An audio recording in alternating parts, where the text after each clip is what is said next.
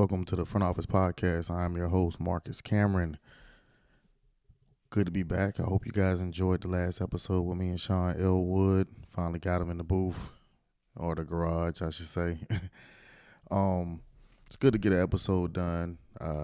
Working on the quality of sound, things like that. So, y'all just be patient with us on that. We appreciate all the subscribers, everybody who's been checking out the show, leaving comments, man. Thank y'all. We appreciate it. A lot to discuss.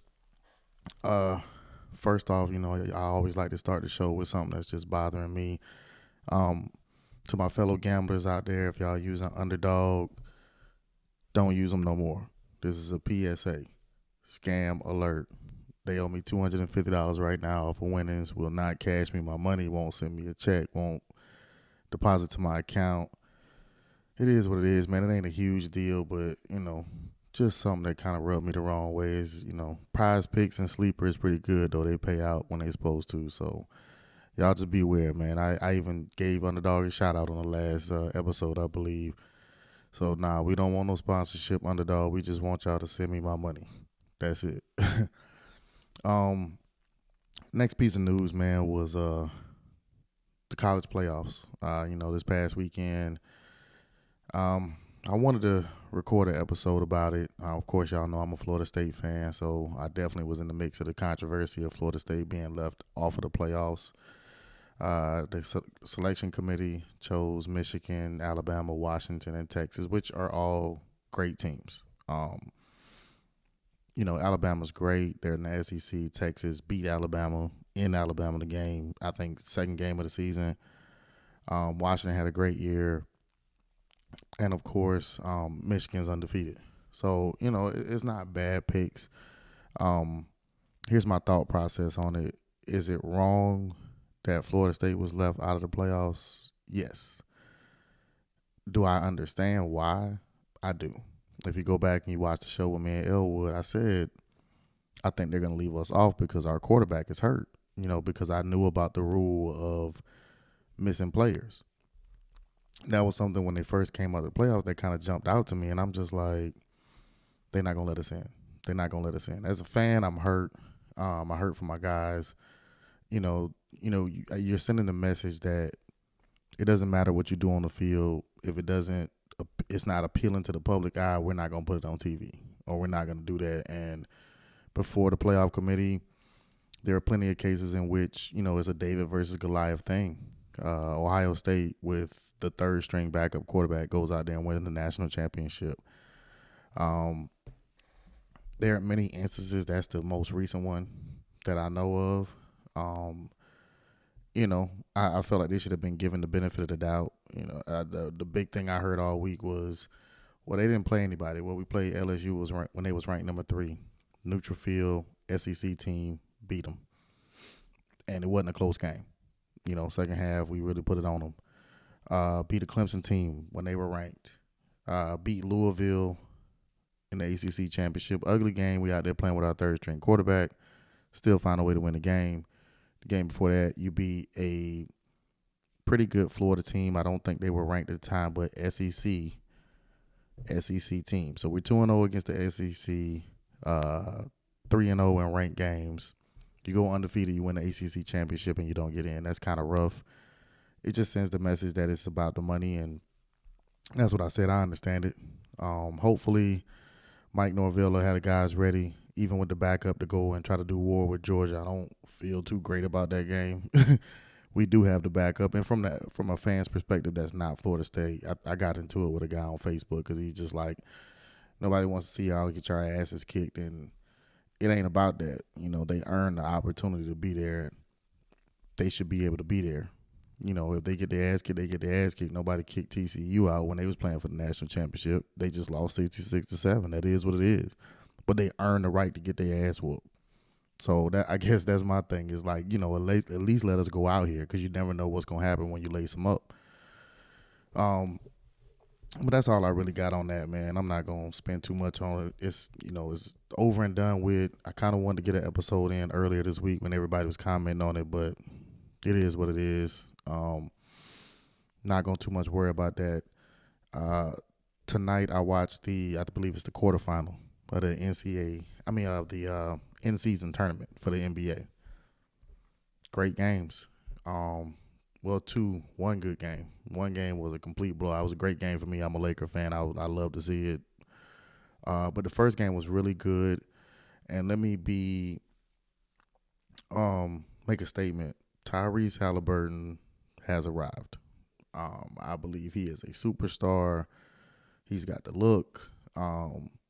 He talks well in interviews, high basketball IQ, plays the game the right way.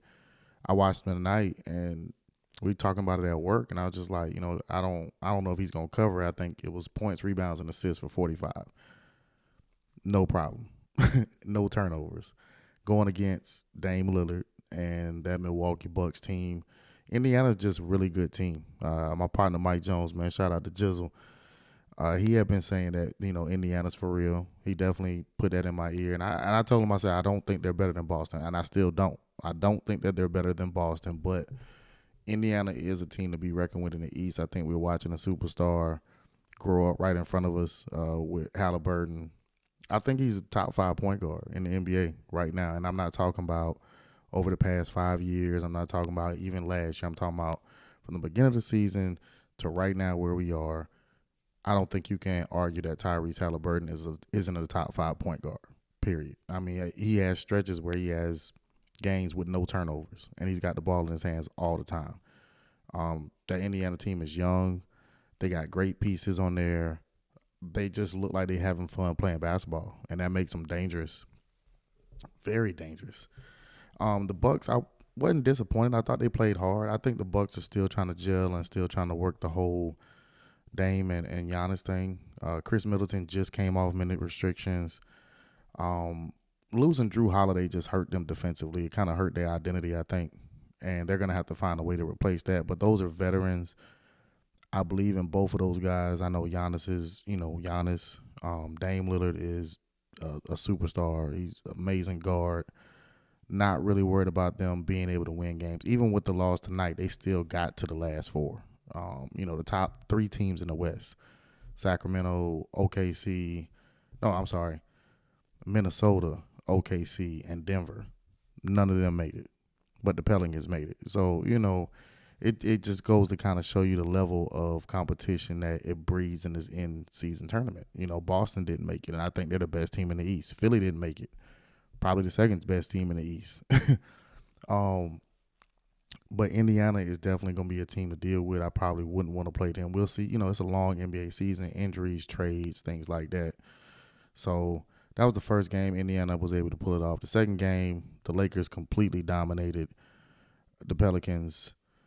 I was a little disappointed in the Pelicans tonight, to be honest with you. I mean, I'm rooting for Bron and the Lakers. I like to see LeBron just continue to rack up these accomplishments. He's going to need it if he wants to be the GOAT. But the Pelicans have played better than this. I watch them a lot. I watch a lot of NBA all the time, and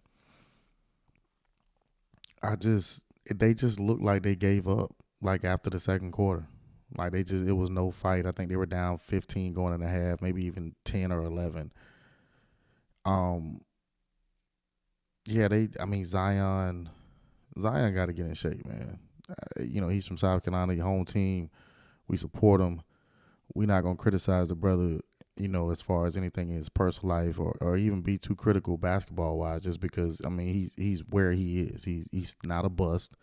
The Pelicans just gave him a max contract. Busts don't get max contract. So that theory's out. But in order for him to be better, he's not on the floor a lot. He looks like he's out of breath sometimes. And he just doesn't run the floor hard. He's not getting up and down the floor quick enough.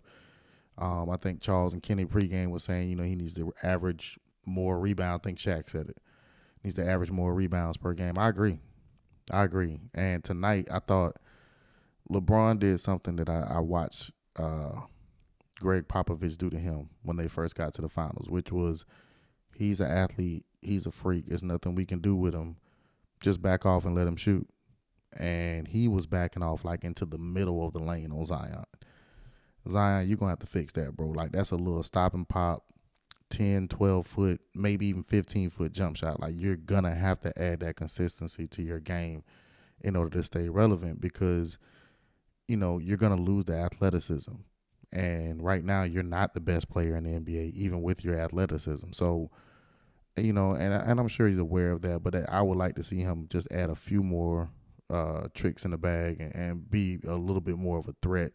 Just kind of gets out there. Some games he's just dominant, and then some games he just disappears even when he's on the floor. Brandon Ingram is the same way.